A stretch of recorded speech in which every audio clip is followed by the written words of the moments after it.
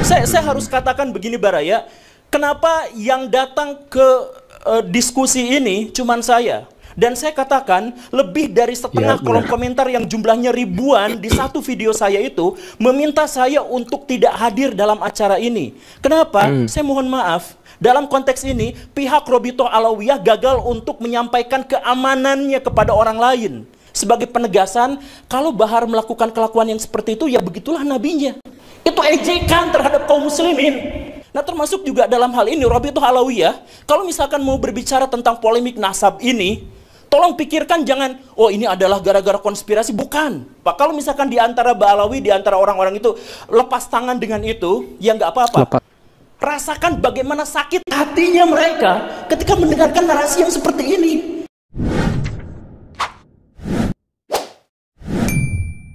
Bismillahirrahmanirrahim. Rabbi shrahli shodri wa yassirli amri wahlul 'uqdatam min lisani yafqahu qawli.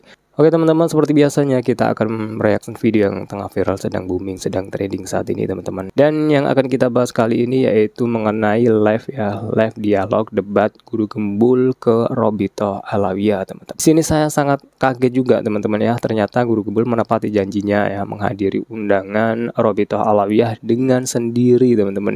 Bahkan kemarin ada beberapa orang yang diundang oleh Robito Alawiyah tidak datang. Nah, tetapi Guru Gembul ini beda teman-teman. Dia berani datang sendirian, kemudian di sana dia memaparkan dengan jelas, dengan gamblang beberapa polemik tentang nasab Alawi teman-teman. Acungin jempol juga untuk Guru Gembul, yaitu dia juga berani mengungkapkan kontroversial mengenai ceramah-ceramah para habib yang sudah menyebar di media sosial teman-teman. Sedikit agak panjang teman-teman sebenarnya video live dari Guru Gembul ini di Robito Alawiyah teman-teman. Kita akan mereaction videonya teman. Polemik ini munculnya dari mana? Saya mohon maaf. Dari orang-orang habaib. Pada waktu itu ada dilema, ada polemik sebelum polemik itu menyeruak ke media, polemik di dalam hati kaum muslimin bahwa kami sebenarnya ingin menentang, ingin mengkoreksi pernyataan-pernyataan dari Pak Habib Rizik. Tapi kami gak berani karena itu adalah keturunan Nabi. Jadi di sini ada penghormatan yang sangat besar terhadap kaum muslimin, terhadap nabinya, terhadap junjungannya, tetapi di sisi lain ada orang yang mengklaim ini adalah keturunan nabi dan kontroversial. Dampaknya apa? Balik lagi, ini mana ada keturunan nabi seperti ini, kami merasa malu, merasa jengkel, merasa takut, merasa terintimidasi. Saya harus katakan begini Baraya, kenapa yang datang ke diskusi ini cuman saya? Dan saya katakan lebih dari setengah kolom komentar yang jumlahnya ribuan di satu video saya itu meminta saya untuk tidak hadir dalam acara ini. Kenapa? Saya mohon maaf. Dalam konteks ini, pihak Robito Alawiyah gagal untuk menyampaikan keamanannya kepada orang lain. Pihak orang-orang dari kalangan habaib gagal untuk menunjukkan bahwa kami itu baik, rahmatan lil alamin, soleh, tulus, ikhlas, baik hati, siap mentraktir. Gagal untuk menyampaikan itu ke publik karena yang ditampilkan itu apa? Kekerasan atas nama habaib, bahwa kami itu boleh melakukan persekusi. Bahkan Pak Habib Bahar bin Smith di pengadilan, ketika beliau sedang diadili, kemudian ada saksi dan kemudian beliau mengatakan, kamu tahu nggak siapa saya? Saya adalah keturunan Nabi. Kalau kakek saya begini, kamu tahu kakek saya seperti ini, kenapa kamu memberatkan? Kamu membuat kesaksian yang memberatkan pada saya. Itu kan sebenarnya menyakiti kaum muslimin. Karena ada orang yang melakukan kekerasan atas nama Nabi, diadili, tapi minta privilege. Minta privilege. Siapa yang melakukan itu? Golongan habaib. Kalau misalkan kemudian tiba-tiba muncul bahwa kami sekarang sedang diadu domba antara kelompok ini dengan kelompok itu, bukan. Mungkin ada adu domba, tapi itu belakangan. Munculnya itu dari mana? Dari keresahan kaum muslimin karena melihat di satu sisi kami mencintai, demi Allah kami mencintai Nabi, dan wujud dari kecintaan kami terhadap Nabi adalah kami tidak akan mau menisbatkan kekerasan, kejahatan, dan kontroversi terhadap orang-orang yang mengklaim dirinya sebagai keturunan Nabi. Kan masuk akal kan, begitu kan?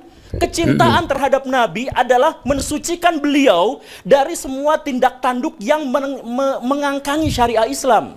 Rasa sakit hati itu belum terobati sampai akhirnya muncul di video Pak Habib Bahar yang sangat kontroversial itu, kakinya diciumin oleh santri-santri yang ngantri jalan bebek. Coba rasakan betapa sakit hati dan marahnya kaum muslimin. Sebagai penegasan, kalau Bahar melakukan kelakuan yang seperti itu, ya begitulah nabinya. Itu ejekan terhadap kaum muslimin. Jadi buat dari ejekan orang-orang non-muslim, tapi orang-orang non-muslim pun tidak bisa disalahkan. Karena apa? Karena memang Pak Habib Bahar melakukan itu atas nama keturunan Nabi. Kemudian kita melihat misalkan kelompok-kelompok yang lebih radikal atau kelompok-kelompok yang berpikiran lebih fundamental. Katakanlah kelompok Salafi yang kita sebut sebagai Wahabi misalkan. Mereka marah, mereka sakit hati. Karena apa? Karena ada orang sujud di depan orang lain atas nama keturunan Nabi. Betapa sakitnya. Coba kita melihat kalangan nasionalis, Islam nasionalis sakit hati ketika melihat ada orang keturunan Yaman kemudian disujudi, diciumi kakinya oleh orang-orang pribumi pesek. Jadi dilihat dari konteks apapun, dalam perspektif apapun, ini benar-benar menyakiti kaum muslimin. Ya tapi nggak bisa kan, dia Habib, dia kan keturunan Nabi. Jadi sebenarnya polemik ini bukan muncul gara-gara Kiai Imad. Bukan muncul gara-gara dipopulerkan oleh saya, Guru Gembul, bukan. Tapi ini adalah akumulasi dari kekesalan dan kemarahan kaum muslimin terhadap apa yang terjadi yang ditunjukkan oleh beberapa kalangan dari habaib, dari kalangan Ba'alawi. Jadi jangan dulu ada cerita bahwa intelijen masuk ke sini, ya mungkin itu belakangan. Jangan dulu cerita bahwa ini asing masuk ke sini, ya, jangan, belakangan aja dulu. Kita introspeksi. Nah termasuk juga dalam hal ini Rabithah Alawiyah, kalau misalkan mau berbicara tentang polemik nasab ini, tolong pikirkan jangan, oh ini adalah gara-gara konspirasi, bukan.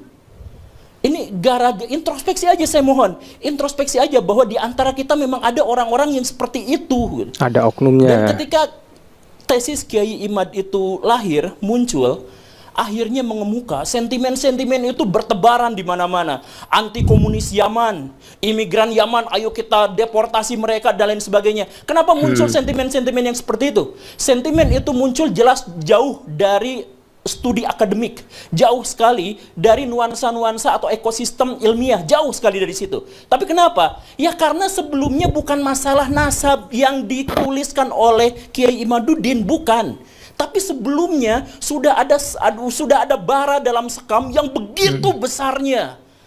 Alhamdulillah ketika saya sekarang mengkritik Habib Bahar, saya tidak akan kualat karena dia bukan keturunan Nabi.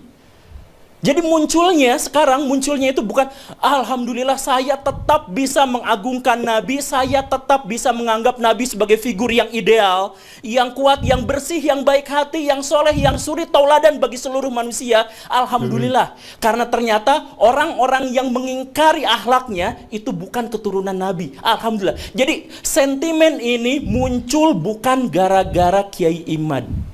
Jadi udah belakangan ya. Keran bahwa ketika mengkritik Pak Habib Rizik, ketika kita mengkritik Pak Habib Bahar, itu tidak apa-apa karena tidak ada hubungannya dengan Nabi. Itu saja. Ada Habib yang mengatakan bangsa ini bisa menjadi bangsa yang kuat, yang teguh, tidak kena bencana dan sebagainya karena mencintai para habaib. Para habaib, kan beliau Habib, Pak Novel Al-Idrus. Kemudian dikatakan, siapa yang berani mengkritik, mengkoreksi Habib, maka dia seperti iblis. Itu pernyataan tekstual, harfiah, literlaksnya seperti itu. Bisa jadi gitu. bayangkan, kaum muslimin makin marah dengan adanya video itu. Kenapa marah? Karena mereka mencintai Nabi. Kemarahan itu muncul karena mereka mencintai Nabi, dan di zaman Nabi diketahui secara persis bahwa Nabi tidak pernah anti kritik dan anti koreksi. Setiap ada musyawarah, para sahabat selalu bertanya, ya Rasulullah, apakah ini adalah wahyu ilahi atau ini adalah pendapat pribadi? Kalau pendapat pribadi, ayo kita diskusikan. Dan banyak sekali riwayat-riwayat yang menjelaskan bahkan Nabi mengalah dari orang-orang yang mengkoreksinya. Ini Nabi. Lalu tiba-tiba muncul orang yang mengklaim sebagai keturunan Nabi, tiba-tiba mengatakan kalau ada orang yang mengkoreksi habaib, maka mereka itu adalah iblis atau serupa dengan iblis. Anti kritik jadinya ya. Pak Novel Al-Idrus.